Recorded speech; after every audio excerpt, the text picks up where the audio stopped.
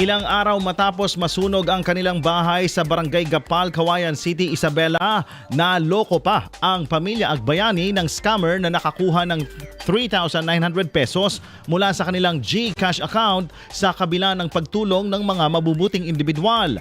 Sa panayam ng IFM News Team, napag-alaman na una nang nakatanggap ang pamilya ng tulong mula sa ilang individual matapos masunog ang kanilang bahay. Subalit hindi pa rin nakaligtas ang pamilya sa mga masasamang loob na ng abuso sa kanilang sitwasyon.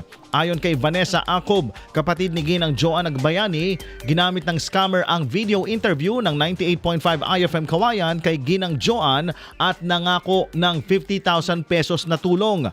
Gumamit rin umano ng pangalan ni Senator Bongo at iba pang kilalang tawang scammer upang malito ang pamilya at mabanggit ang OTP or one-time verification PIN na kailangan nito. Dahil dito, tagumpay na nakuha ng scammer ang 3,900 pesos na laman ng kanilang GCash account. Mabuti na lamang umano at nauna nang nilang nailabas ang 10,000 pesos na nalikom mula sa mga naunang tumulong. Nagpaalala naman sina Ginang Joan Agbayani at may-ari ng GCash account na si Vanessa Acob na hindi na nila gagamitin ang numerong una na nilang ibinigay para sa pagtanggap ng tulong. Labis naman ang pasasalamat ni Ginang Joan sa mga unang nagpaabot ng tulong at patuloy na nananawagan sa iba pang nais magbigay, lalo na para sa mga gamit ng kanyang anak.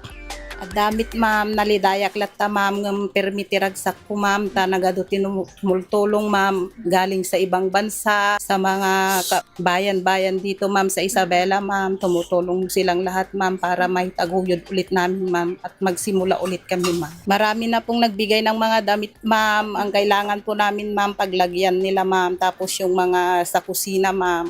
Nagpapasalamat po ako ma'am sa Barangay Gapal ma'am, lahat ng mga tao dito nagbigay sila ng tulong. Tapos sa OFW, sa ibang bayan po ma'am, lahat po sila agyamyaman ak unay, dakkel ti ko amin nga makasangit ak naragsak tirik nak ma'am nga makatulong da kanyami am amin ma'am. Pangasimot na da kayo mang is-iskam kanya kit-syakit na sunugan ak ti bahayan damit ko mga kuenta. Haduti tumultulong kanyami nga maiskam pa ma'am. Yan ang naging mensahe ni Ginang Joan Agbayani.